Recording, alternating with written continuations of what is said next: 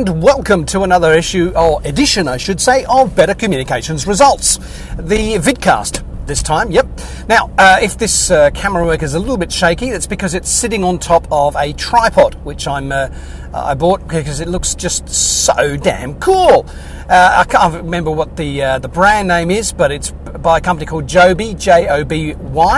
And it's basically a very flexible, turn it however you like tripod, as distinct from the old tripods in the past, which were metal and very rigid.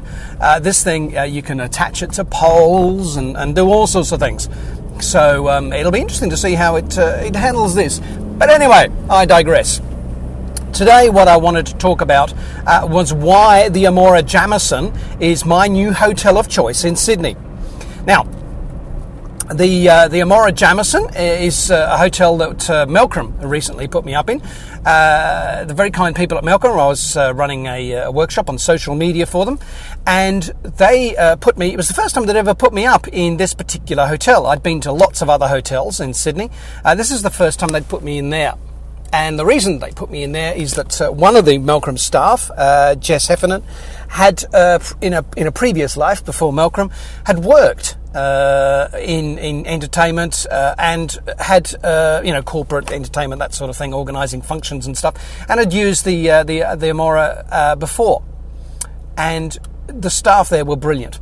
I cannot rate highly enough the staff, and there were little things in the hotel that really made the hotel for me, such as, for example, my pet peeve of all hotels, whichever hotel you go into, is the phone that's by the side of the bed.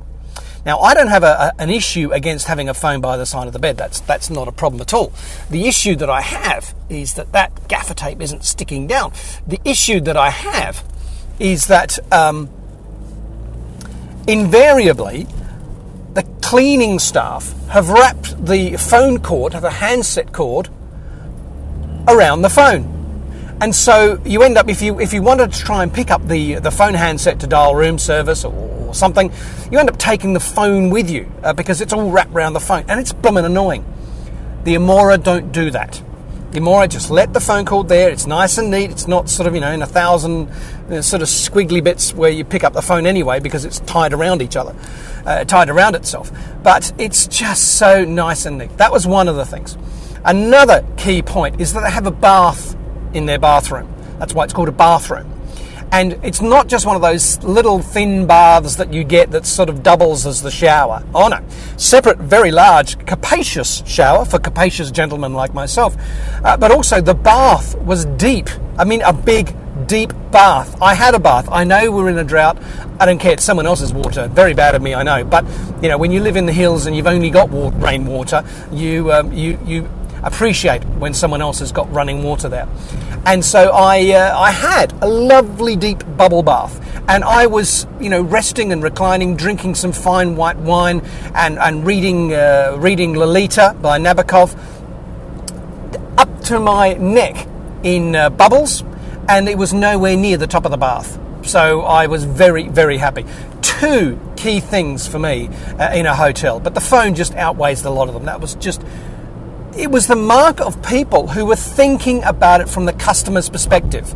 Not from how every other hotel does it, but what does the customer want? How would the customer like it? And that's what they gave to me. Everyone was super nice. They opened doors for me. They went out of their way to make me feel special. And I cannot thank them enough for that. And so now, even though I don't get Qantas frequent flyer points and everything like that, the Amora Jamison is my hotel of choice. There is absolutely no doubt about it. Every time I'm in Sydney, I'm going to insist that I stay there because it is just wonderful. And as you've seen, with the various pics sort of floating through here, that it is a pretty neat hotel. Alrighty, now it's a relatively calm and bright day. I've just had a great meeting with a new client and some new work coming from that, which is fantastic. And I should be wearing sunglasses because it's very bright. But I remember in one of the workshops that I ran that someone complained that I was wearing sunglasses even when I was doing this camcast or carcast. And so therefore I was slightly less trustworthy because, we all in our media training tell people never wear sunglasses. People can't see your eyes. They don't know what you're really saying. So I thought I'd I'd risk blindness by not wearing my sunnies for this car cam.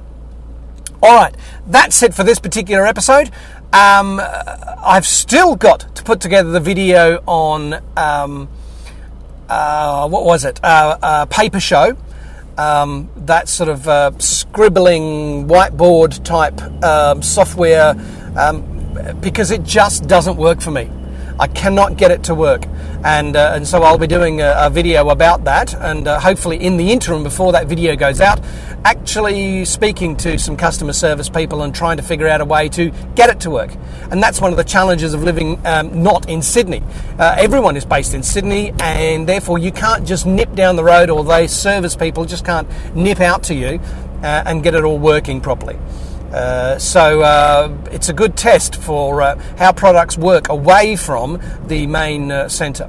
But anyway, all that aside, I shall see you soon. And remember to take some business communications risks, because you never know what's going to work for you. And always, always, always communicate with passion.